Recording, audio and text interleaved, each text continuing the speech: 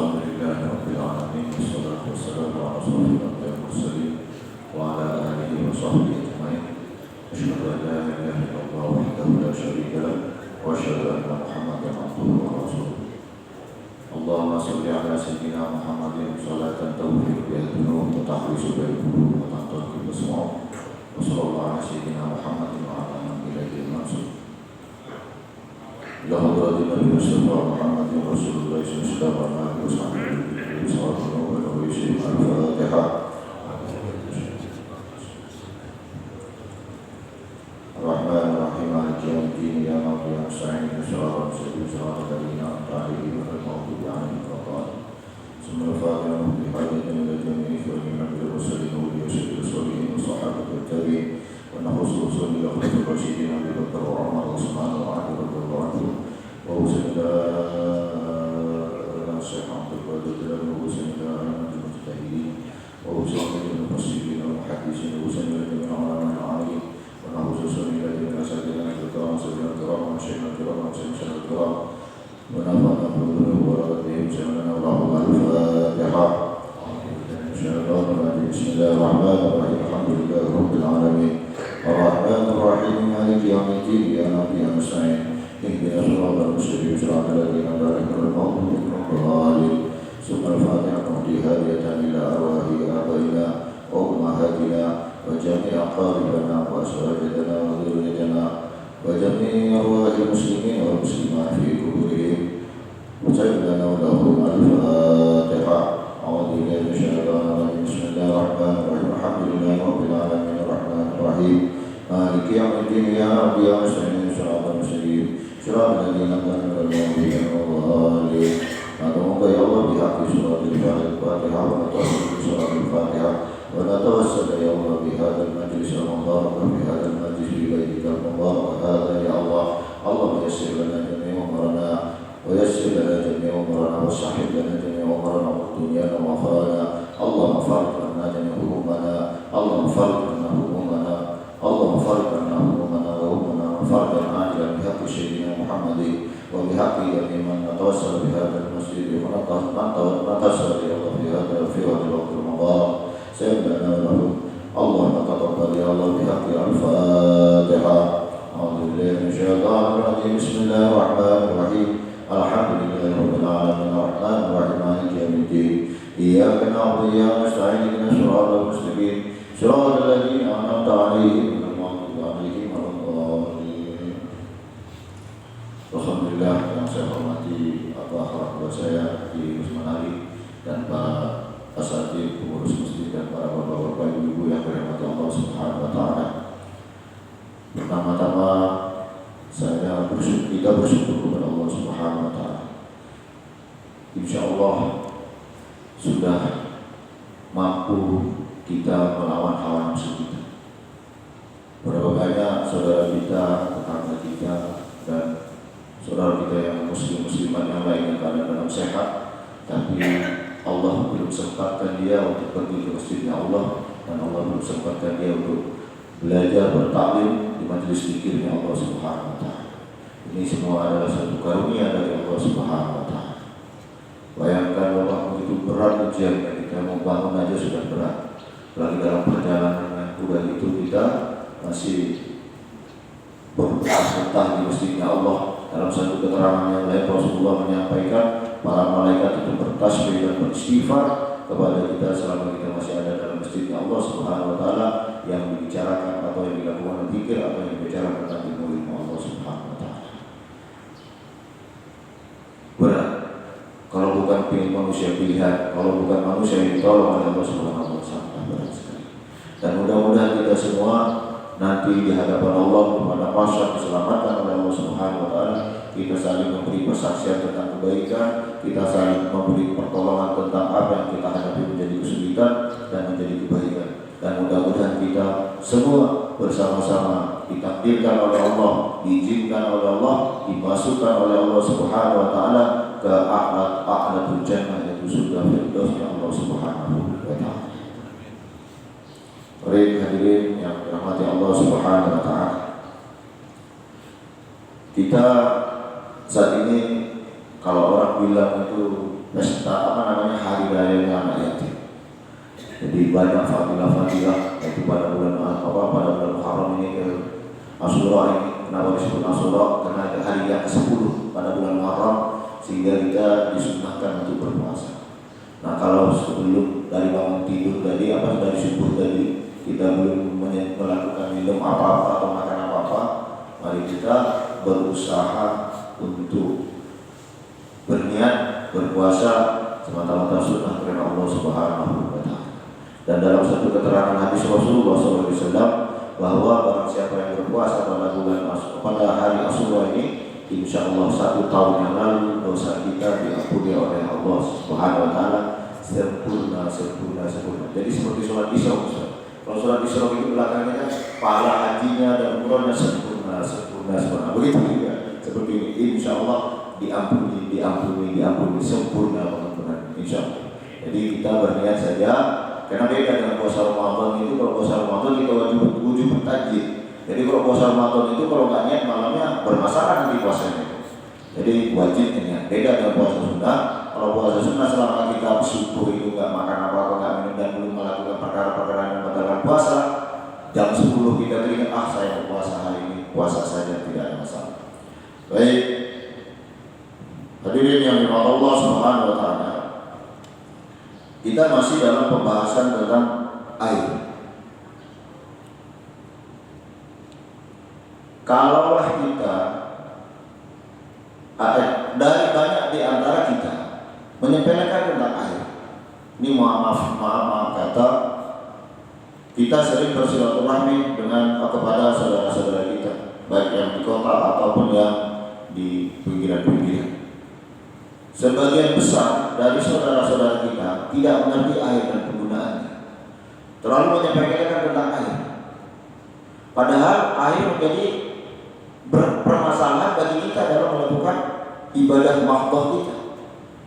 Karena sholat itu sendiri tidak hanya rukun yang harus kita tegakkan, tapi di situ ada syarat yang harus ditegakkan. Nah, salah satu syaratnya adalah air. Harus suci. Ma la yatawaqqafu baina syarti wal rukni fa huwa batil. Kata ulama begitu.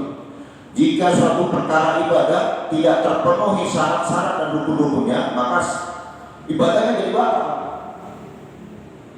Tidak benar juga tidak dalam mempergunakan air, terlalu menyepelekan mengentengkan air sehingga tidak mengerti mana air yang najis bukan najis. Maka ketika istri-istri kita melakukan kegiatan dapurnya, apa yang kita makan menjadi halal, sekalipun makanan kita halal. Dengan cara yang halal kita dapatkan. Bekerja dengan halal. Tapi karena permasalahan yang sepele bisa menjadi haram yang kita makan. Risikonya besar. Satu, akan susah kita untuk mendapatkan khusyukan dalam sholat. Akan berat kita akan melakukan suatu perkara-perkara untuk sesuatu yang tidak baik untuk kita tidak lakukan. Mudah kita untuk melakukan perkara-perkara yang Allah tidak suka, yang bermaksiat kepada Allah Subhanahu wa Ta'ala. Karena perkara-perkara yang sepele ketika berbuat. Jadi oleh karena itu, mohon kita tidak menyepelekan hal-hal yang sederhana. Sebagaimana kita pahami kemarin bahwa dalam penggunaan air itu sendiri ada beberapa kategori. Ulama membagi beberapa kategori. Yang pertama yaitu thahirun mutahhirun. Yang kedua thahirun mutahhirun makruh. Yang ketiga ma'ul thahirun mutahhirun al-ghair mutahhir. Yang keempat yaitu ma'un najis. Air yang najis. Air yang pertama ini harus kita usahakan. Air yang suci, mensucikan, dan boleh untuk dipakai air yang suci dan mensucikan. Yang kedua, air yang suci, mensucikan, tapi makruh kita pakai. Thahirun mutahhirun makruhun fi istimali. Tapi dia makruh dalam penggunaannya. Seperti yang kita sampaikan kemarin, yaitu air musammas. Yang ketiga, air yang tidak suci. Air yang tidak suci. Ada lagi air yang suci tapi tidak mensucikan, itu namanya air mustahmal. Yang mesti kita jauhi adalah air yang mutanajjis. Air yang mutanajjis ini, air itu yang ada air yang bisa dipengaruhi oleh barang-barang yang najis, ada yang air yang tidak bisa dipengaruhi oleh barang-barang najis.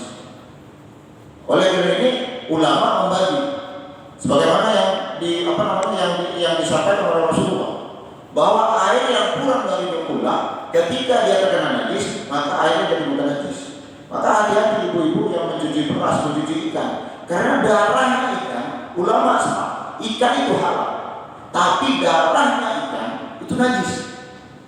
Darahnya ayam itu najis, darahnya sapi najis. Ada darah yang tidak najis, hati dan limpa. Tapi yang jenis darah ikan itu najis. Ketika kita nyuci ikan, kena pakaian kita atau kena beras kita, cipratan yang cipratannya itu beras yang sudah kita cuci, ibu cuci misalnya, cipratannya kena beras, yang beras sudah dibilas, ditaruh, kemudian cipratannya kena beras. Nah, beras ini kan jadi mutanajjis. Kalau kita makan barang yang najis, haram. Kalau kita makan barang yang najis, menjadi haram. Jadi oleh karena itu kita mesti hati-hati. Air yang sedikit mau berpengaruh kepada air itu sendiri atau tidak berpengaruh pada air sendiri, kalau dia kena mutanajjis, karena barang najis, maka dia menjadi najis. Kalau air yang banyak, secara simpel, air yang banyak itu adalah air yang lebih dari 20. Apa 20? Berapa takaran 20? Nah, di sini ulama ada beberapa pandangan-pandangan, karena itu melalui perkiraan. Kalau dalam nasnya, wal kullatani khamsu mi'ati ridlin bil Baghdadi takriban fil asahhi fihima. Ini kan pakai ritual Baghdad. Ada yang memakai nilai waritul Baghdadi wa 'inda an-Nawawi 128 dirhaman. Menurut Imam Nawawi itu pakai nilai. Jadi secara menurut pemahaman kita dan berdasarkan dari takaran dan analisa para ulama-ulama kita, sehingga kalau diukur di ukuran liter Indonesia pun itu masih ada beberapa pendapat. Tapi yang lebih aman bagi kita ngambil 216 liter. Berarti kalau satu drum Pertamina itu Bapak harus lebih. Kalau drum Pertamina itu 200 liter, jadi dia harus lebih dari 200 liter. Jadi hati-hati. Kalau air yang sudah 216 liter ke atas terkena cipratan najis, selama tidak berubah airnya, tidak berubah sifatnya, tidak berubah warnanya, tidak berubah baunya, maka airnya suci, bisa dipakai untuk mandi besar, bisa dipakai wudhu. Kalau air misalnya, ini kita nampung air bekas cucian, baju kita ini suci, pakaian yang dicuci oleh ibu kita ini suci, berarti pakaian yang dibilas air itu air suci.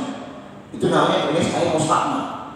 Air mustahmal itu apa? Secara sederhana, air sisa pakai, air bekas pakai. Air itu suci, tapi tidak mensucikan, dalam pengertian tidak bisa dipakai untuk bertoharah, tidak bisa dipakai untuk menghilangkan hadas kecil, tidak bisa dipakai untuk menghilangkan hadas besar. Yaitu artinya tidak bisa dipakai berwudu, tidak bisa dipakai mandi junub. Jadi oleh karena itu para ibu-ibu mesti kita hati-hati berperkara hadis. Sampai-sampai dengan pertanyaan yang kemarin misalnya kita berkaitan dengan yang kencing, makanya hati-hati kita. Ada satu pertanyaan yang kemarin belum kita jawab karena waktunya sudah habis, yaitu bagaimana, adakah jalan keluar dari permasalahan kencing berdiri di kloset, berdiri pada kloset-kloset berdiri yang ada di bandara-bandara ini. Nah, ini hati-hati. Seperti yang kita sampaikan kemarin, bahwa Rasulullah pernah berjalan bersama sahabat melewati kuburan. Ternyata di sana ada 2 ahli kubur yang disisa oleh Allah Subhanahu wa taala. Pertama-tama yaitu karena masalah permasalahan najis kencingnya. Makanya hati-hati loh Pak. Hati-hati kita. Kenapa? Nanti bermasalah. Kalau kita kencing berdiri itu, kita nyucinya di mana? Nyuci barang kita di mana? Kedua, dia ini najis. Terus biasanya muncul air. Pasti nyeprek.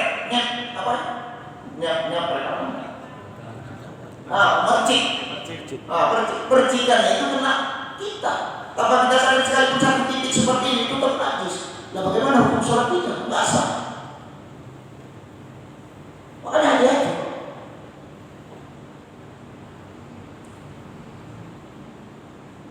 Kembali kepada pertanyaan kemarin. Rasulullah yang diriwayatkan dari Aisyah, Siti Aisyah radhiyallahu anha, an Aisyah qalat, man haddatsakum anna Rasulullah sallallahu alaihi wasallam bala qa'iman fala tusaddiquhu ma kana yaqulu illa jalisan. Ini ada ungkapan seperti ini, berarti dulu itu ada dari Aisyah radhiyallahu anha, kalau ada orang yang berbicara di antara kalian, ada yang menceritakan di antara kalian bahwa Rasulullah itu kencing berdiri, fala tusaddiquhu, jangan percaya lah, bohong itu kata Siti Aisyah itu. Makanya yaqulu illa jalisan, Rasulullah itu tidak kencing kecuali duduk. Sejalan dengan hadis ini yang diriwayatkan oleh Jabir radhiyallahu anhu, naha Rasulullah sallallahu alaihi wasallam ayyabula ar-rajulu qa'iman. Melarang siapa Rasulullah sallallahu alaihi wasallam? Apa yang dilarang Rasulullah? Melakukan kencing berdiri. Pertama, di sisi sunnah kita tidak disunnahkan untuk kencing berdiri, dan bisa-bisa itu bukan dari perilaku yang positif, bukan dari husnul khuluq. Di sisi lain akibatnya yang mesti kita pikirkan. Tetapi apakah hukum itu saklek seperti itu? Lalu bagaimana kita yang dalam kesulitan kita kumpulkan itu? Nah itulah hukum. Nah inilah hikmahnya ikhtilaful ulama rahmah, ikhtilaf ma'ammati fiddin rahmah. Tapi ikhtilaf ini yang terjadi perbedaan-perbedaan pendapat dalam pandangan-pandangan ijtihad hukum Islam, hukum syariat, kita ambil dan kita nalari bukan berdasarkan asas kepentingan hawa nafsu kita. Kalaulah kita berpindah dari satu blok keputusan hukum kepada hukum yang lain yang memudahkan, itu bukan karena hawa nafsu kita.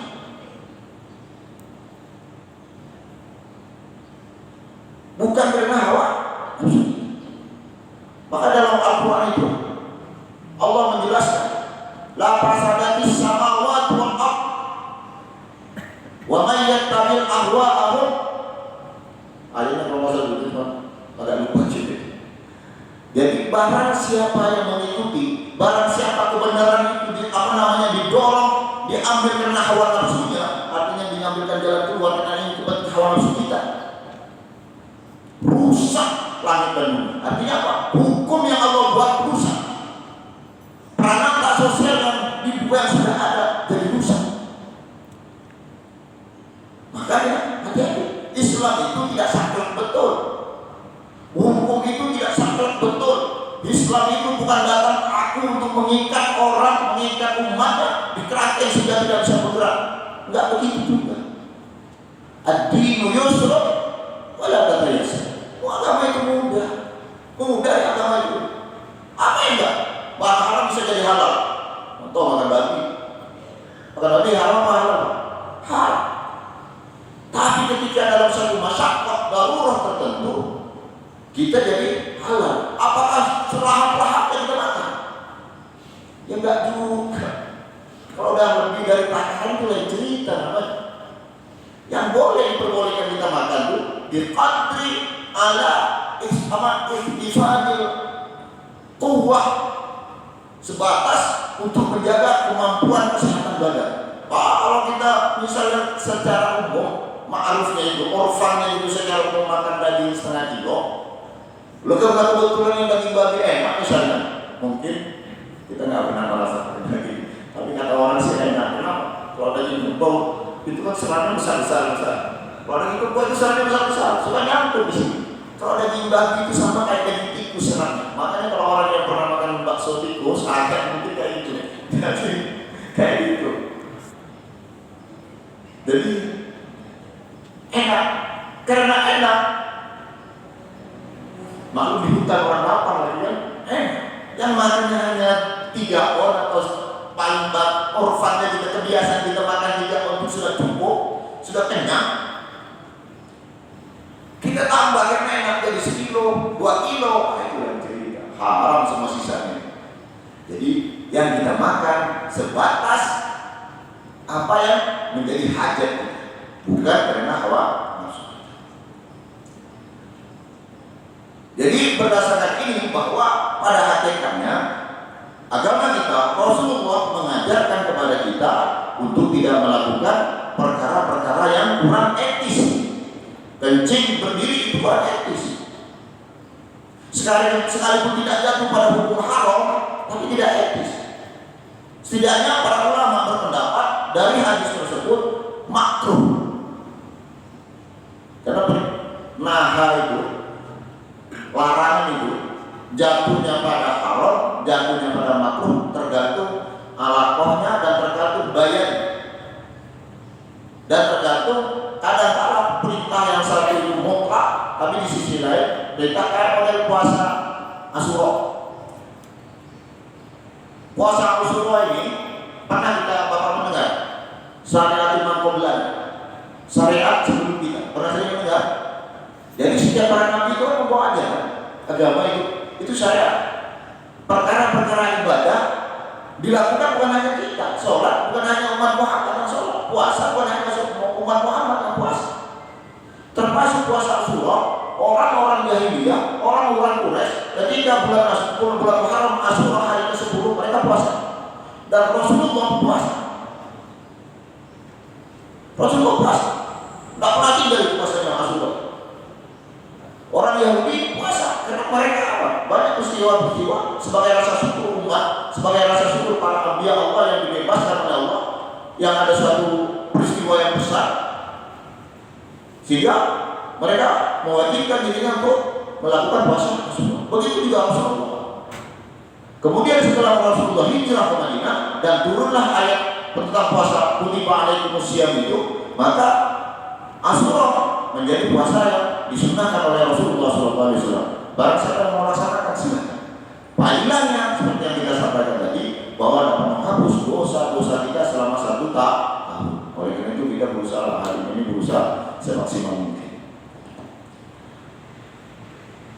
Jadi pendapat ulama tentang yang memakruhkan itu, wa yukrahu ayyamula qa'iman min ghairi udhrin, dan dimakruhkan seseorang melakukan kencing berdiri tanpa udzur, tanpa yang ada susah. Nanti baru kita jelaskan, seandainya baju kita tidak kencing, nah, kan bermasalah nanti dengan sholat. Nanti kita jelaskan semampu kita. Itu berasal dari riwayat Umar radhiyallahu anhu. Nah ini hadis ini kontroversi dengan hadis Siti Aisyah. Kalau Siti Aisyah tadi bilang Rasulullah seumur hidup tidak pernah melakukan kencing berdiri. Kalau ada orang yang berbicara, yang menceritakan, yang memberi informasi bahwa Rasulullah kencing berdiri, berarti itu bohong. Jangan percaya.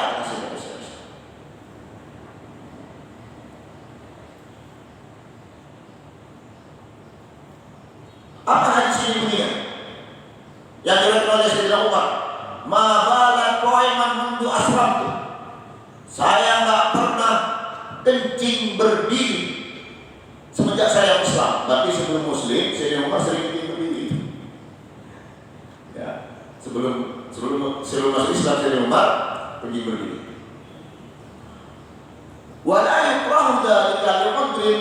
Nah, kenapa tadi kita bilang bahwa hukumnya itu bukan haram, tapi hukumnya hanya sebatas makruh? Keputusan ulama sebatas makruh berdasarkan informasi dari Umar radhiyallahu anhu. Artinya hadis Siti Aisyah tadi ditaksis. Kalau seandainya tidak ada hadis ini, berarti hukum kencing berdiri haram. Berdasarkan hadis ini, wala yukrahu dzalika liqadrin lima rawan Nabi sallallahu alaihi wasallam ata sabatu qaumin fabala qaiman liqadrin. Ini hadis ini. Jadi hadis itu seperti yang Bapak pahami dalam mustalah hadis itu ada namanya hadis qaul, ada hadis af'al, ada hadis ikrar. Nah, ini termasuk hadis af'al. Af'alnya Rasulullah tidak melalui lisan, seperti sama dengan hadis sholat. La wala yukrah, dan tidak dimakruhkan dalika itu artinya kencing berdiri bagi siapa dulu? Li'udri, ada kata informasi di belakang. Li'udri bagi orang yang berudur. Hadis apa? Kesimpulan wala yukrah dalika li'udri. Dasarnya mana? 5 rawan Nabi sebagaimana yang diriwayatkan di atas tadi, bahwa Nabi sallallahu alaihi wasallam atas sahabatun ada ketika Rasulullah berjalan pada suatu daerah di Madinah, ada tidak ada WC. Yang ada tempat-tempat yang tidak baik untuk kita kencing, kan? Makruh hukumnya kita kencing di tempat di bawah pohon, makruh kita kencing di di tempat terbuka, makruh kita kencing di tempat orang yang lalu-lalu. Ada di situ tempat sampah, jadi tempat pembuangan sampah. Fabala qa'iman, kemudian Rasulullah fabala qa'iman li'udri. Fabala, maka buang hajat kecil siapa Rasulullah qa'iman dengan cara berdiri, dengan keadaan berdiri. Li'udri, karena sebab. Jadi kalau karena udur silakan. Kalau karena kita sudah nggak mampu di bandara ini, udah kamu kepelet, yang ada pintu WC udah tutup semua, kecuali tinggal yang berdiri, ya silakan. Namanya udur. Nah, kemudian pas zuhur bisa, kita apa pas asar, apa pas duhur karena kita mau pergi duhur karena kita harus sholat, maka waktunya mau habis. Terus baju kita, celana kita kena cipratan kencing tadi. Lalu yang mana hukum sholat? Apakah dia mesti lanjut sholat? Enggak. Tapi alhamdulillah untuk saat ini masjid-masjid, musola yang ada di bandara cerdas itu namanya, menjadi penolong itu. Para takmir itu menjadi penolong. Itulah ketika takmir menjadi orang mengerti agama. Dia siap, karena tidak semua orang yang traveler itu bajunya baik, bersih, tampak bersih, tapi najis.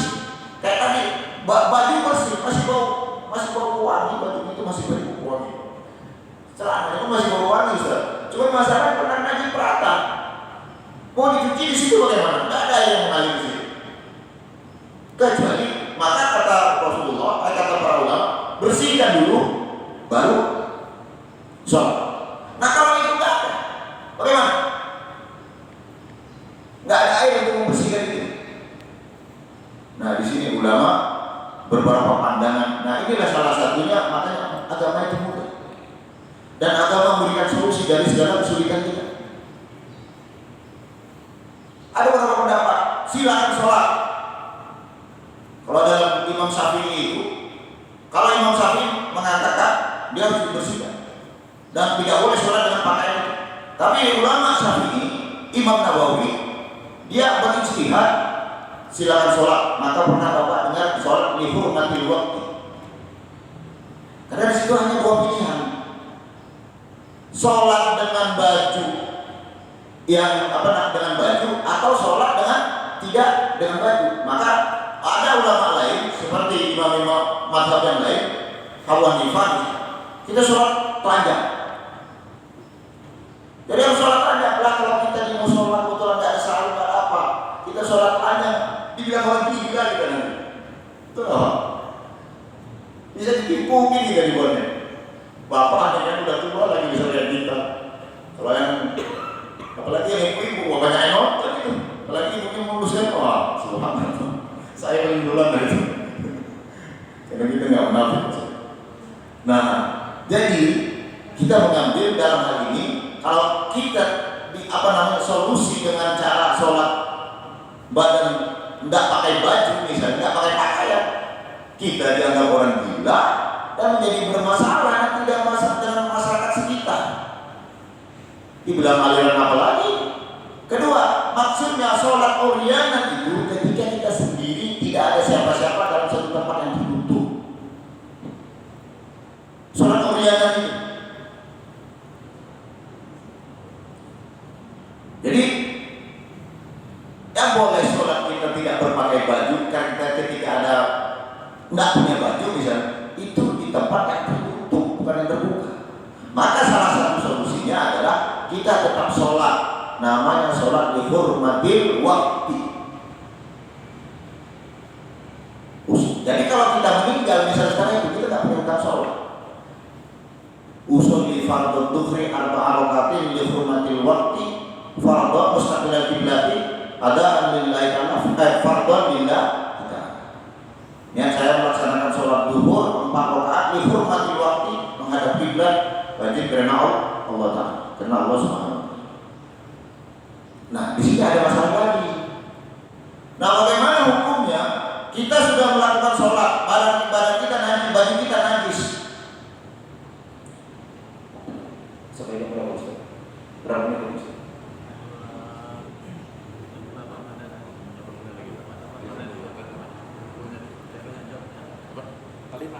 Kelima.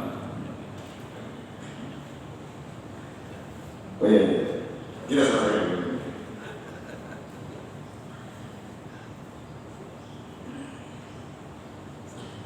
Jadi, apakah harus dipotong? Kenapa? Sholatnya pakaian kita najis. Kalau pakaian kita najis, kan berarti sholatnya nggak sah. Entah wudhunya nggak benar, itu nggak sah juga. Baju kita, pakaian kita najis, tempat kita najis, itu nggak sah juga. Lah, sholat yang artinya tidak terkumpul syarat dan rukunnya dengan baik, berarti tidak sah. Kalau sholat tidak sah, yang seperti itu bagaimana hukumnya? Diulang apa kagak? Ada berapa pendapat lagi? Kalau Ibnu Qudamah mengatakan wa man lam yajid illa sawban dan shalla fihi wa ada 'alal mansus. Lakukan sholat. Tapi kata Ibnu Qudamah, kau harus foto, kau harus ulangi, karena tadi sholatnya enggak sempurna.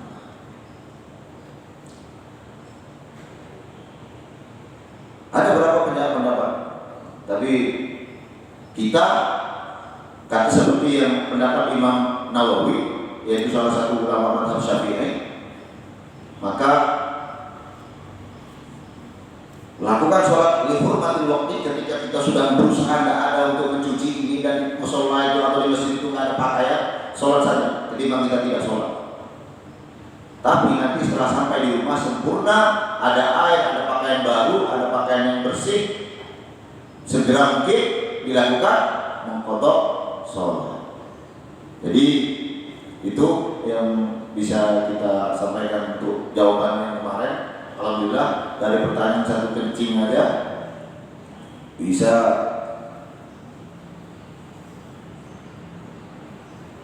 oh ya, satu hadis yang lupa tentang hadis kencing itu tentang siksa kubur ini. Marran Nabi sallallahu alaihi wasallam qabrain faqala innahuma la yu'adziban. Berjalan siapa Rasulullah sallallahu alaihi wasallam di antara dua kuburan. Faqala berkata siapa Rasulullah kepada sahabatnya, innahuma sesungguhnya keduanya la yu'adziban, pakai kata la tauhid. Benar-benar disiksa, benar-benar dalam keadaan disiksa. Pakai kata la itu kalau dalam alam itu namanya huruf taukid, huruf penguat. Jadi membuktikan kebenaran, menginformasikan tentang kebenaran kepastian. Nah itu la yu'adziban. Beda dengan yu'adzibani. Ketika dimasukin la yu'adzibani, benar-benar dalam keadaan disiksa. Karena yu'adzibani itu fi'il mudhari'. Kalau fi'il amr atau fi'il madhi, berarti siksanya sudah lewat. Sekarang lagi ada. Tapi kalau pakai kata fi'il mudhari', itu namanya simple present ya. Simple present kenapa gitu? Jadi saat ini dan sedang berjalan terus disiksa. Saat ini sedang terus berjalan disiksa sampai nanti, sampai selesai datang hari kiamat. Gara-gara sepele kan? Ngeri gak tuh? Gara-gara sepele. Wa ma yu'adzibani fi kabirin. Sebenarnya dua orang yang ahli kubur tadi disiksa itu bukan karena permasalahan perkara berat, bukan karena permasalahan perkara berat, Pak. Bukan karena membunuh orang, bukan karena mendolimi orang, bukan karena berzina, dan bukan karena perkara-perkara yang berat, perkara-perkara yang sepele.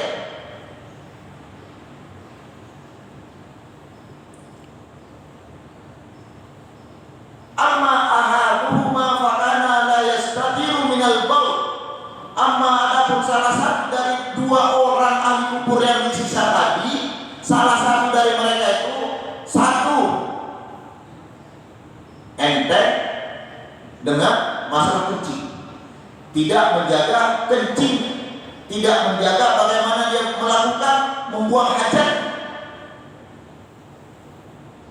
Karena seperti yang kita bilang tadi, merembet kemana-mana. Ini hadis masih panjang ini, jadi saya kira ini dulu waktu sudah habis. Mungkin ada pertanyaan, silakan. Insya Allah kita minggu depan kita sambil banyak ya.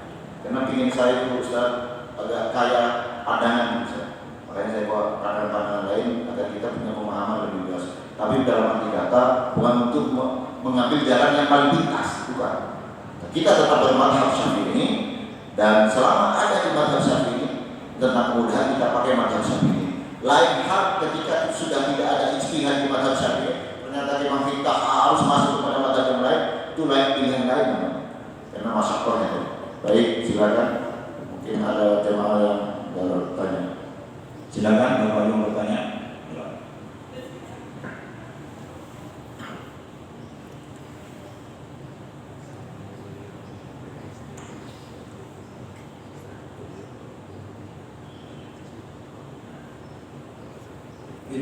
Terima kasih Ustaz. Saya sebetulnya masih agak konflik tentang penjelasan kencing berdiri tadi Ustaz. Oh iya. Jadi kalau umpamanya ada yang berangkat haji, mulai dari bandara sampai nanti tiba di Medina di Makkah, fasilitas kencing yang ada di sana itu fasilitas kencing berdiri. Jadi apakah kita naik pesawat fasilitasnya kencing? Jangan jauh-jauh dari tim pun fasilitas kencing. Jadi tadi saya masih belum bisa menangkap secara jelas. Kalau fasilitas yang ada seperti itu, kita kan tidak ada fasilitas lain gitu. Yeah. Termasuk yang di Medina dan Mekah ini, katanya semua fasilitas kencingnya begini. Jadi mungkin asal rumah tadi disebutkan waktunya tidak betul lagi, bahwa pagi Jumat depan kita tidak. Ini kenapa? Terima kasih. Assalamualaikum warahmatullahi wabarakatuh. Saya minta 1 menit untuk jawab Bapak, karena biar tuntas. Apa yang dilakukan Masjid Mujahidin, persiapan itu tidak salah. Mereka berijtihad karena saking banyaknya jemaah. Kalau satu pintu mau berapa area yang dipakai, itu bisa jadi satu ijtihad. Dan ini seperti yang kita sampaikan tadi, secara umum ijtihad ulama, ittifaq ulama makruh, kecuali ada permasalahan yang tidak makruh, artinya hukum boleh. Dari hukum yang makruh menjadi hukum ibahah, boleh. Hukum ibahah itu berdiri dosa, duduk juga nggak dosa. Itu ibahah. Tapi secara umum disunnahkan kita duduk. Kalau berdiri makruh, selama masih ada pilihan. Kalau ini antri banyak, yang ada cuma itu, maka mau diapakan lagi? Cuman hati-hati. Makanya sebenarnya kalau di sini nanti para ustaz, para tamu masjid terpaksa harus pakai kloset yang seperti itu, harus ada tutupnya itu. Harus ada tutupnya. Kemudian dinding kloset itu, Bapak pencet dulu itu. Bapak pencet itu air turun terus. Terus nanti ketika itu kan harus dibasuh. Kalau nggak dibasuh najis. Dan air yang turun terus itu dapat karena asal air itu adalah air tohir suci. kita tadah langsung kita curahkan. Tapi niatnya Bapak, nada tangan yang kita pakai ini jangan untuk mencuci tangan. Ketika Bapak pakai niatnya itu dalam hati terdetik tangan ini untuk cuci tangan, terus airnya Bapak alirkan ke situ, ini namanya air mustahil.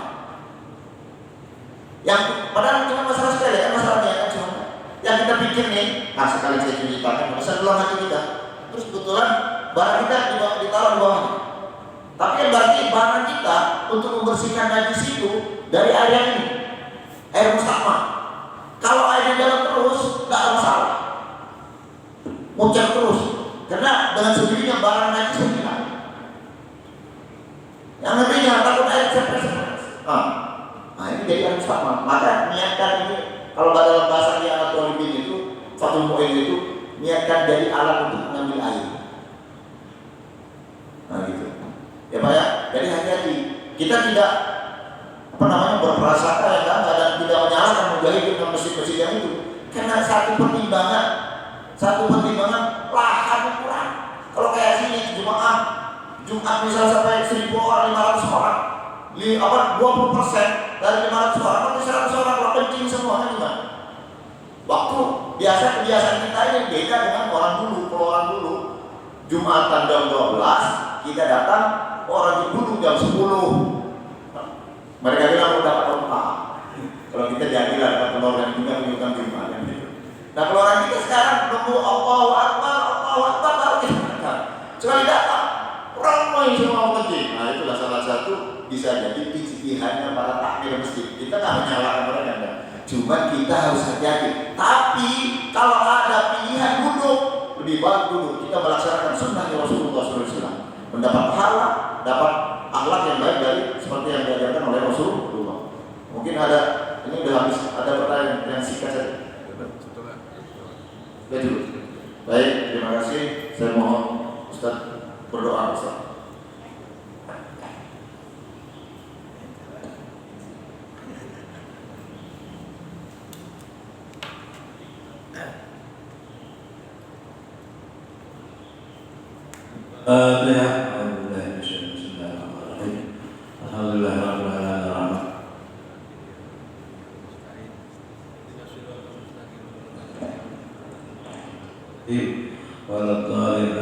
Amin ya Allah ya Mu'min Allah wa taqabbal.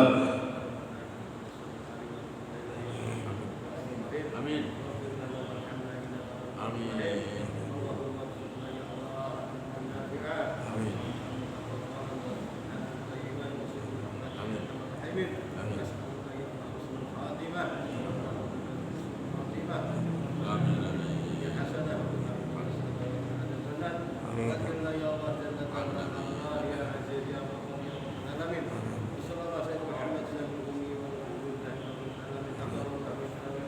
Minna wa minkum taqabbal.